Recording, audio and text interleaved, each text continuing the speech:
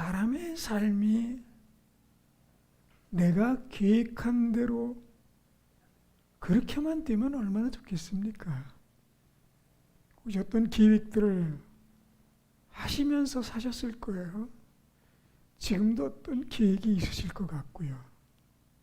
근데 그렇게 되든가요? 잘 안 되는 경우도 있습니다. 그럼 왜 안 될까? 우리가 생각을 하게 되잖아요. 근데 성경은 그에 대해서 이렇게 말씀하고 계세요. 잠언 16장 1절에 마음의 경영은 사람에게 있어도 말의 응답은 여호와께로서 나오느니라. 이렇게 말씀하고 있고요. 16장 3절에는 이렇게 말씀합니다. 너의 행사를 여호와께 맡겨라. 그리하면 네가 경영하는 것이 이루어질 것이다.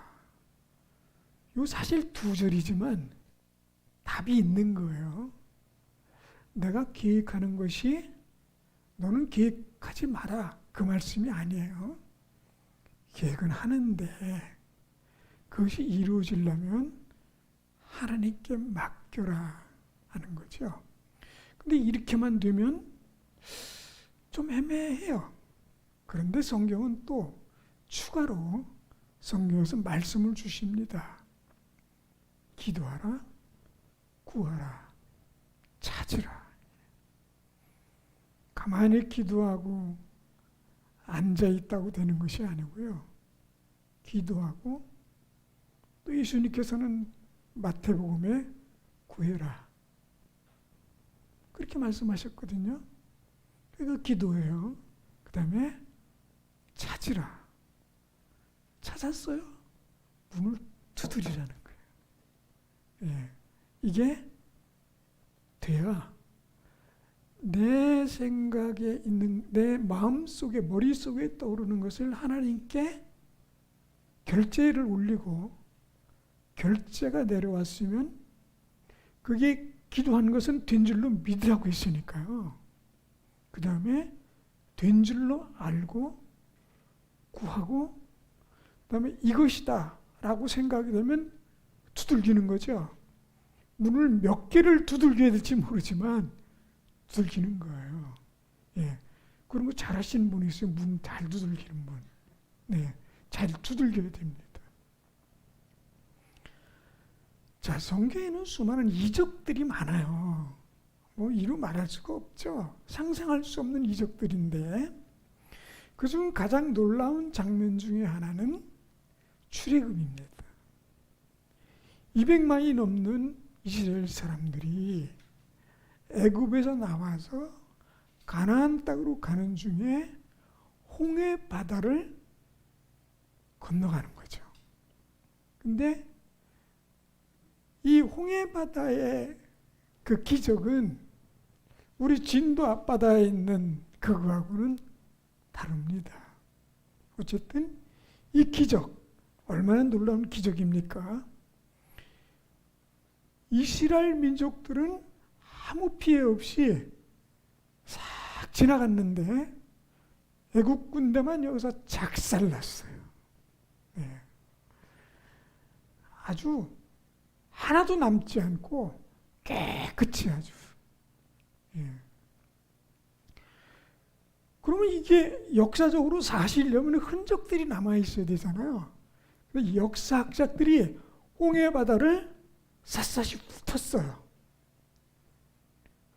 홍해 바다 여기에서는요, 애국 군대의 병거가 안 나오는데 이상하게 다른 쪽 홍해 바다에서 나왔어요. 왜 그런 걸까요? 예.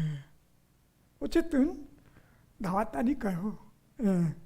나온 게 중요하겠죠. 예. 누가 일부러 빠치기 전에는 그게 왜 때로다 그렇게 나왔겠습니까?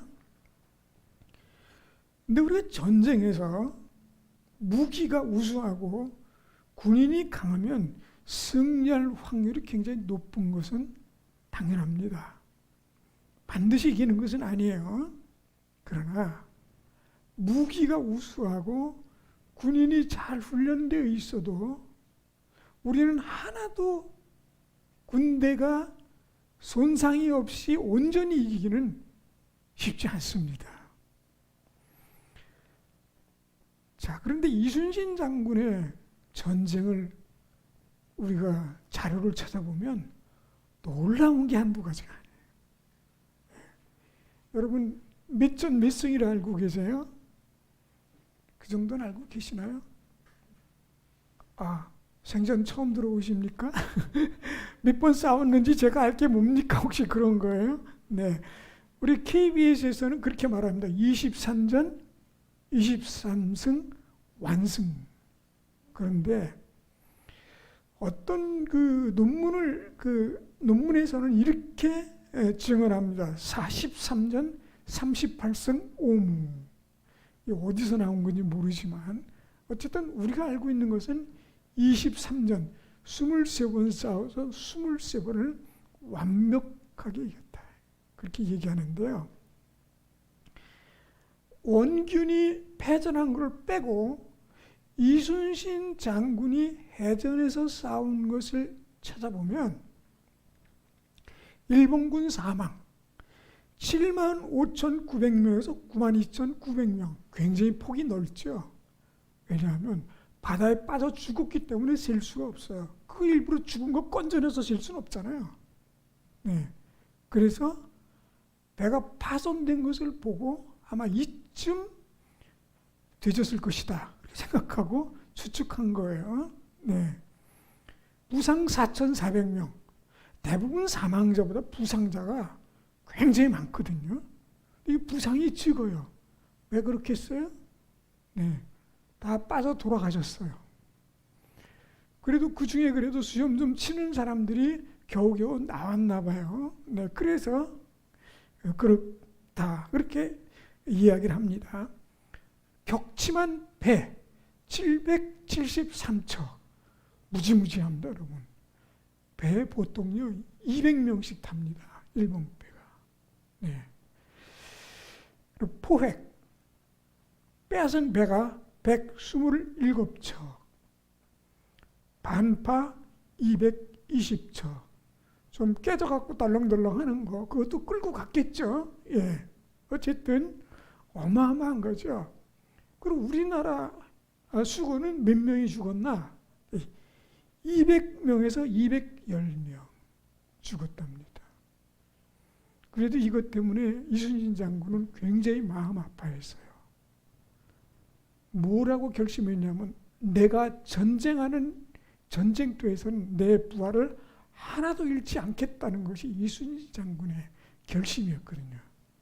이렇게 많이 죽은 것 때문에 배가 아파하는데 굉장히 마음 아파했는데 일본 측에서 보면 참 어이없는 숫자입니다. 사실은. 부상 480에서 500명. 격침, 파손된 배. 그 원균 장군이 했던 그 해전에서 우리나라 배가 한 130여 척이 깨지고, 예. 그래도 남아있는 배가 좀 있죠. 12척 남았는데, 남아있는 것도 튀었어요. 그것도. 다행히도 튀었어요. 도망가는 바람에 전쟁에 죽을 것 같으니까 튀었는데, 그게 천행 아닙니까? 그 튄 것도 하나님의 뜻이에요. 그거 보면. 가끔 여러분 뭐 하다가 내가 튀었다. 자책하지 말고 하나님의 뜻일까? 이렇게 생각해도 괜찮을 것 같습니다. 네. 이게 만약 이것도 안 남아왔어요. 안 남았어 봐요. 그럼 그때 수군 없어졌어요. 뭐 갖고 싸울 거예요? 이순신 장군이 폐하 저에게는 한 척도 없지만 싸우겠습니다. 이렇게 안 되잖아요. 네. 그리고 소규모 파손. 이순신 장군의 소규모 파손이 9척. 좀 어디 뭐 덜렁덜렁하고 뭐 깨지거나 뭐 이런 거겠죠. 네. 명나라 군대. 막판에 좀 왔는데 그때 죽은 명나라 군사 수군이 2,800명. 그리고 명나라 배가 깨진 게 29척. 얘들은 사실 별로 싸움도 못 해봤거든요. 명나라 군대가. 근데 와가지고 진탕 죽고 깨지고 갔어요. 네. 그러니까 별로 도움이 안 됐어요, 사실은. 명나라 수군이. 자, 그럼 우리 그 베트남 전쟁을 한번 볼까요? 얼마 전에 아프가니스탄에서 미군이 물러갔잖아요. 근데 미군이 져서갔어? 그게 지금 의문이에요. 왜 갔을까? 예. 하긴 뭐 100조가 넘는 것을 쏟아부어서 더 이상 우리는 의미가 없다고 생각해서 바이든이 후퇴를 했는데 결국 그래서 그랬을까? 했는데 그 뭐 군사학자들은 다르게 평가를 합니다. 예, 아마도 중국 때문에 그런 것이 아니겠느냐라고는. 어쨌든 베트남 전쟁도 보면 미군의 패전이라고 보거든요. 근데 그 베트남과의 전쟁에서 이 정글에서 계속해서 피해가 많이 늘어나는 미군이 더 이상 견딜 수가 없어서 우방들에게 요청합니다. 좀 도와달라. 그런데 영국에서는 no, 프랑스도 no 했는데 그때 참전한 군인이 호주하고 태국이래요. 근데 호주군이 좀 싸웠어요. 태국군은 있으나 마나. 이 교환율이라고 그러나요? 군인 하나가 얼마나 효율적으로 싸웠느냐를 따지는 그 비율에 치면 미군 한 명이 베트콩 9명을 죽였대요. 그러니까 미군도 상당히 많이 죽었어요. 더 이상 견딜 수가 없어서 찾다가 어디를 찾았느냐? 한국군을 찾았어요. 파병해달라. 그래서 1차로 1964년대 130명을 보냅니다. 그런 그냥 의료군이에요. 그래도 계속해서 어려우니까 정식으로 파병을 요청합니다. 그래서 다시 2차 파병을 했냐, 2,000명을 파병했는데 그때도 건축 공병단을 파견했어요. 그래도 안 되니까 미군이 정식으로 전투군인을 파견해달라 해서 맹호부대가 파견하기로 결정을 했습니다. 그랬더니 해병대에서 낍니다. 야, 어디 나가는데 해병대가 빠지면 안 되잖아. 그래서 정식으로 국가에 요청해서 청룡부대가 파견하게 됩니다. 1964년 1월 10일이랍니다. 근데 1965년부터 1973년간 참전했는데 우리나라 군인이 가지고 있던 무기라고 해봐야 칼빈이냐 M1입니다. 근데 그걸로 도저히 상상할 수 없는 전과를 오르게 되는데 시작하자마자 교환율, 우리나라 군인 한 명당 1대 25로 싸웁니다. 우리나라 군인 한 명 죽으면 25명이 베트콩을 죽이는 거예요. 자, 그게 시간이 가면서 적응이 되니까 1대 100이었답니다. 한 명의 해병대가 100명의 베트콩을 죽이는 거예요. 그래서 베트남 사람들이 한국 사람을 무서워해요. 겁을 좀 바짝 먹었어요. 그런데 야간 매복 작전은 미군에게는 자살 작전이라는 명칭이 붙었어요. 근데 한국 군인들은 야간 매복 작전을 좋아했답니다. 거기에서 혁혁한 전과를 올렸대요. 한국은 이 한국 군인이 만약에 한 명이 당하면 한국 군인은 가만히 안 놔둔대요. 복수를 하는데 아주 이가 갈리도록 복수를 했대요. 그래서 나중에는 어땠느냐? 베트콩의 머리를 잘라서 진지 밖에다 쭉 진열을 했대요.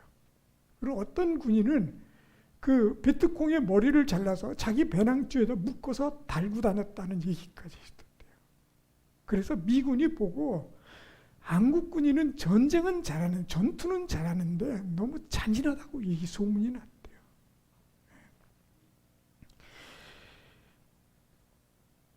수년간 수천만 달러를 들여서 수천 명을 희생하고도 승리하지 못한 전쟁에 한국 군인을 투입시켰대요. 더 이상 미군이 어떻게 할 수 없으니까 니들 한번 죽어봐라고 한국 군을 넣었대요. 그랬는데 투입된 이 2시간 만에 딱 3마디 포토 생각이 안 나는데 그 무전이 왔대요. 3마디. 적군 제압 완료. 아군 피해 무. 생포한 적 압송 중. 3마디가 왔대요. 그래서 그때 미군이 그래서 한국군의 전투력을 알게 됐답니다. 근데 그 베트남 전쟁 당시 전쟁 횟수가 59,000번이었답니다. 베트남하고 우리 한국군하고 전쟁. 그 중에 제일 유명한 전투가 하나 있는데 해변대 나오셨으니까 아실 것 같아요. 짜빈동 전투라고 있답니다. 짜빈동 전투. 짜빈동 전투 그 전에 3개월 전에 짜빈박 전투라고 있대요. 거기서 우리나라 군인이 65명이 베트콩에 의해서 죽었답니다. 그래서 그때 베트콩이 으쌰으쌰했어요. 야, 되는구나. 대한민국 군인도 별거 아니네. 그리고 그래도 워낙 피해가 계속 늘어나니까 짜빈동에서 이제 그 해병대를 완전히 몰살시킬 계획을 가지고 2,000명 이상을 투입했답니다. 그때 당시에 있었던 우리나라 그 해병대는 청룡여단의 11중대였죠. 75명이에요. 2,000명을 투입했다는 것은 완전히 괴멸을 하려고 그런 거예요. 새벽 4시 10분에 2,000명이 넘는 여단 부대가 투입이 돼서 2시간 넘게 전쟁을 해 6시 30분에 마무리되었는데요. 2,000명이 넘는 베트남 군인이 75명을 상대로 결국에는 이길 수 없다고 판단하고 토끼기 시작합니다. 도망간 거예요. 그래서 승리를 했는데 그때 한국군 사망이 없을 수가 없어요. 몇 명이 죽었느냐? 15명이 죽었습니다. 어이없는 숫자죠. 생각해 보세요. 지금처럼 칼이나 활로 싸우는 게 아니에요. 총이나 폭탄으로 싸우는 거예요. 그래서 이 이후에 베트콩의 대한국인 교전 수칙이 나왔는데 이렇게 이야기를 했답니다. 100% 승리 확신이 없으면 싸우지 마라. 그리고 태권도로 단련된 한국 군인이 비무장 상태라도 피해라. 이렇게 명령을 내렸답니다. 네. 그러니 우리 한국군이 베트남에서 얼마나 치열하게, 좀 심하게 말하면 잔인하게 싸웠겠습니까? 근데 그 결과가 그것이 6.25 전쟁에서 맨몸으로 싸웠던 그 치열한 전투력, 전략 전술, 무기는 별거 없고요. 사실은 군인과 전략 전술로 싸우는 거예요. 미군들의 전쟁은요, 정규군 대 정규군에 싸울 때는 우수한 무기가 훨씬 낫습니다. 그러나 정글에 숨어있는 게릴라들하고는 전쟁이 안 돼요. 아프가니스탄도 마찬가지예요. 게릴라 전쟁에서는 힘을 못 쓰는 것 같아요. 자, 오늘은 그 전쟁 얘기를 하려는 것이 아니라, 그렇다면 전쟁에서의 승리 요인은 무엇일까요? 하는 거예요. 무기의 우수성, 또는 군인의 잘 훈련된 것, 세 번째는 전략 전술. 어떤 것 같습니까? 상황마다 다르겠죠. 그런데 무기가 우수하고 잘 훈련된 군인이 필요 있어야 하고 전략 전술도 있어야 되는데, 똑같은 군인과 똑같은 배를 가지고도 원균이 한 방에 다 말아먹은 것을 보면 단순히 무기가 좋고 잘 훈련된 군인만 가지고는 승리 못하는 건 아닐까, 그런 생각을 갖게 합니다. 미군의 무기의 우수성을 치면 어느 나라가 미군하고 싸울 수 있겠습니까? 소련도 안 되고 중국도 안 될 거예요. 그런데 왜 그 조그마한 무기도 별로 없는 아프가니스탄의 이슬람 단체한테 깨졌을까요? 베트콩한테 못 이겼을까요? 네, 그 상황이 다르지만 전략 전술입니다. 자, 오늘은요. 오늘의 이 이야기는 어떻게 시작되냐 하면 다윗의 아들 가운데 넷째 아들 압살롬이 있습니다. 그 압살롬이 아버지를 반역해서 나라를 빼앗으려고 야곱야곱 시작하다가 군사도 모으고 그 전략가도 끌어들여서 아버지를 예루살렘에서 쫓아내고 자기가 예루살렘을 차지했어요. 아버지는 도망가는 중입니다, 지금. 예. 자, 그런데 예루살렘에 딱 와서 보니까 자기 나라예요. 아버지만 죽이면 끝납니다. 근데 그때 최고의 전략가가 아히도벨이라고 있습니다. 이스라엘 사람들에게는 제갈공명 같은 사람이에요. 제갈공명이 누구냐고요? 제갈공명은 중국의 가장 전략적으로 뛰어난 사람을 말합니다. 웬만하면 다 아실지 모르겠지만, 네.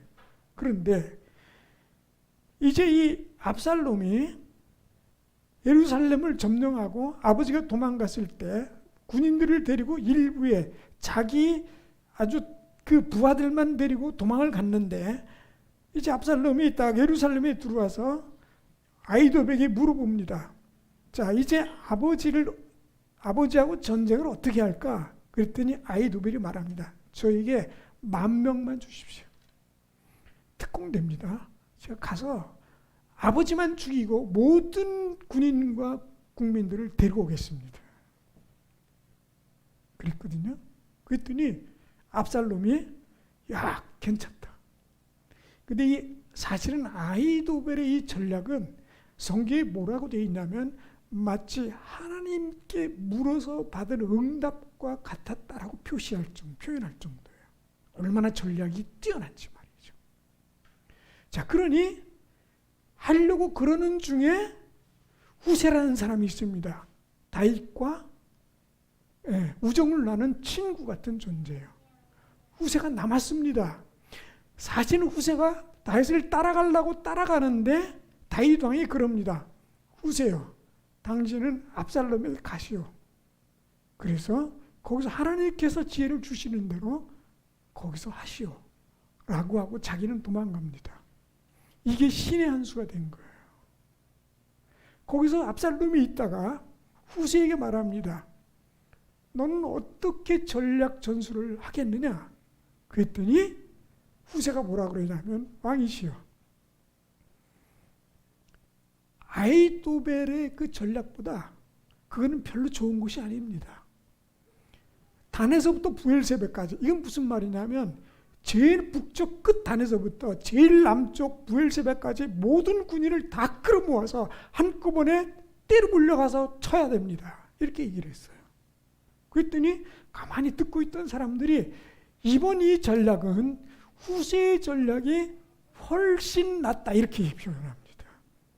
그런데요, 그 다음 표현이 중요합니다. 왜 그 전략이 낫다고 표현했느냐 하는 것이에요. 자, 우리 성경을, 오늘 읽은 성경을 다시 한번 찾아보겠습니다. 오늘 그 사무엘하 17장 14절입니다. 한번 같이 읽어볼까요? 네, 같이 읽습니다. 시작.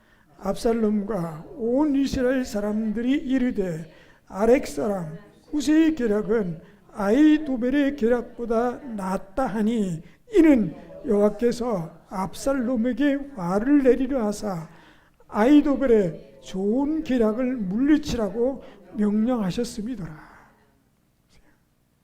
사람이요, 어떤 일을 할 때 계획을 세우고 전략을 세우고 전술을 하는 것은 필요합니다.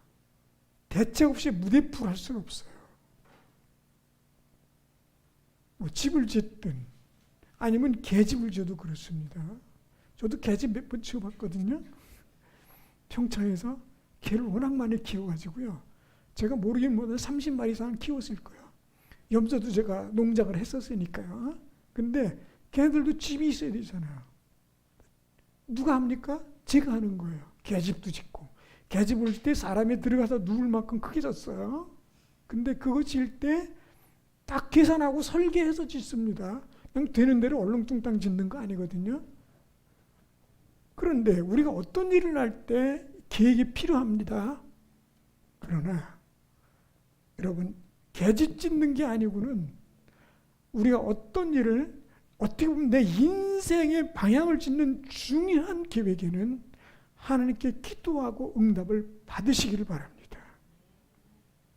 이게요, 하나님께서 된다고 말씀하시면 안 될 것 같은데 반드시 되게 돼 있고요.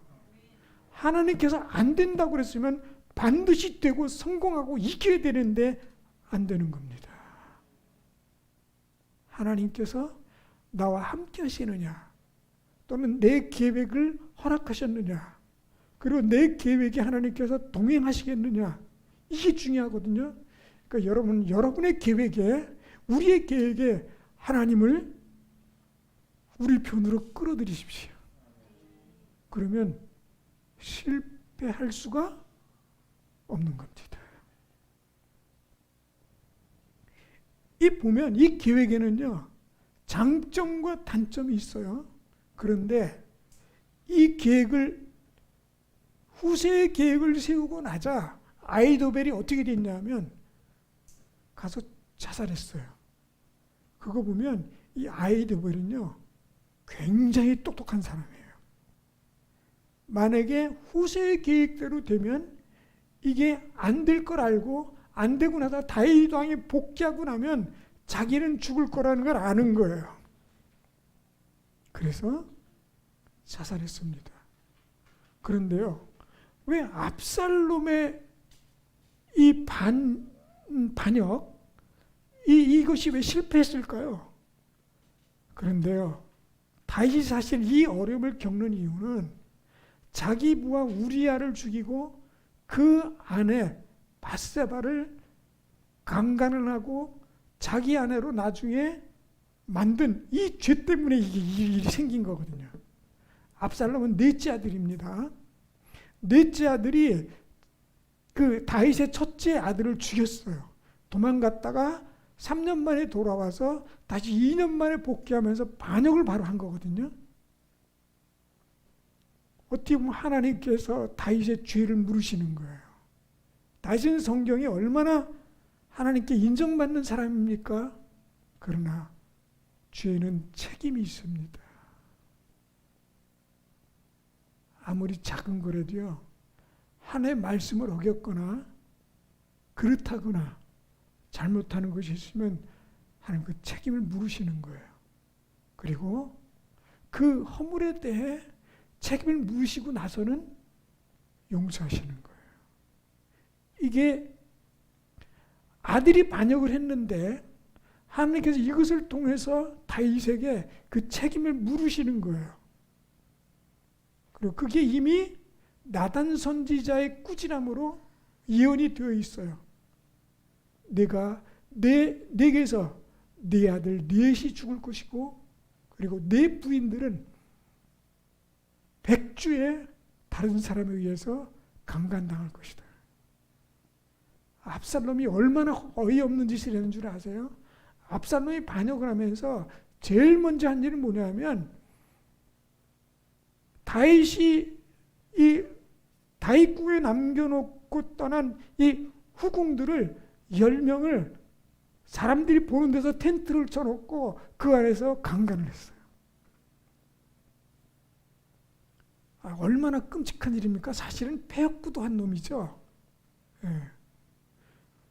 그러니까 하나님께서 이 압살롬의 이 반역 실패가 사실은 다윗을 보호하시고자 하는 것이긴 하지만 압살롬에게 그 끔찍한 죄의 허물을 물으시는 거예요. 그런 기회가 없었으면 압살롬이 그 죄를 범하지 않았을 거예요. 그런데 정권을 잡으니까 아히도벨이 그걸 먼저 지시했어요.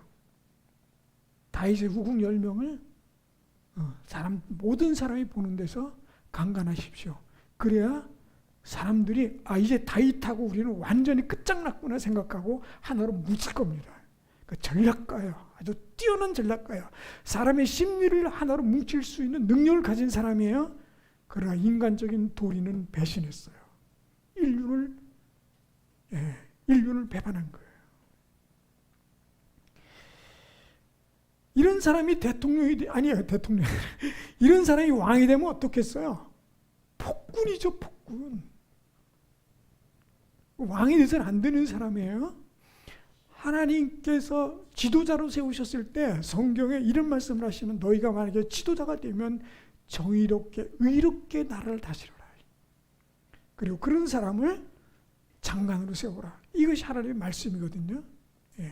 그래서 사실은 우리가 국가 민족을 위해서 아주 뜨겁게 기도해야 돼요. 지도자 하나가 잘못되면요, 나라가 온통 발칵 뒤집힙니다.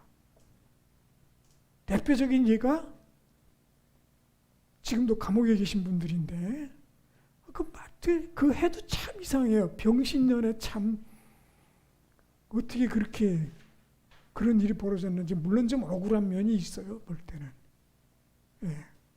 뭐 그 정도로 그렇게 들어가야 되나? 라고 하는 논란이 있긴 하지만, 어쨌든 우리 민족에게는 아픔을 남겨주신 이유가 있을 거예요. 다시는 그런 일이 반복돼서는 안 되지 않겠나, 그런 생각도 합니다. 이제 더 이상은 그런 일이 없도록 우리가 정말 우리가 봤을 때 정말 잘 뽑았다, 우리 편이 아니지만 정말 바른 사람이 뽑혔다, 이렇게 되는 사람들이 뽑혀야 합니다. 우리 아닌 다른 사람이 뽑히면 그 사람이 아무리 발라도 그냥 물어뜯잖아요. 그게 우리 정치 현실이에요. 그래서는 안 되거든요. 우리 편이 아니더라도, 우리 편이 아니지만 내가 어쩔 수 없이 우리 편을 찍었지만 저 사람도 참 괜찮은 사람이에요, 이런 사람이 뽑혀야 되거든요. 또 그런 사람을 우리가 찍어줘야 되고요. 앞으로는 그런 분들이 나올 수 있기를 저는 그렇게 기도하고 있습니다. 동의하든 안 하든 말이죠. 여러분이 국가 민족을 위해서 기도해야 된다는 것은 분명합니다. 여기 뭐라고 말씀했냐면, 조금 전에 읽었지만 아이데벨의 좋은 계략을 물리치라고 명령하셨다. 누구에게 명령을 내리실까요? 여러분, 우리의 마음은 우리 것 같지만 우리의 마음을 움직이는 그 분이 계세요. 그분이 하나님이십니다. 하나님께서 천사들을 통해서, 아니면 악한 계획을 짜는 사탄에게 그 기회를 주기도 합니다. 욥이 어려움을 겪는 이유는 사탄에게 허락을 하셔서 사탄이 욥을 괴롭게 한 거예요. 그리고 때로는 거짓 선지자들이 거짓말을 통해서 하나님께서 역사하시기도 합니다. 아마 이 순간에는 후세라는 사람을 통해서 거짓에 속은 거예요. 후세는 사실 그걸 알지만, 만약에 아이도벨의 계략이 만약에 실행되면 안 된다는 것을, 그게 더 좋다는 걸 알지만 다른 계략을 내는 거예요. 여러분, 우리가 어떤 계략을 짤 때 하나님께서 여러분에게 좋은 계략과 전략을 주시기를, 지혜를 주시기를 주의 이름으로 축원을 드립니다. 다시 기도하겠습니다. 하나님, 저희들이 살아갈 때 평생 하나님의 좋은 지혜를 통해 늘 성공하고 좋은 결과가 있게 하여 주시옵소서. 절대로 남에게 손을 벌리거나 어려움으로 호소하거나 안타까웠거나, 또는 어디 도울 길이 없을까, 누구로부터 손을 벌릴까라고 하는 그런 안타까운 현실이 되지 않도록 하나님 함께 하시며 축복하여 주시옵소서. 예수님의 이름으로 기도드립니다.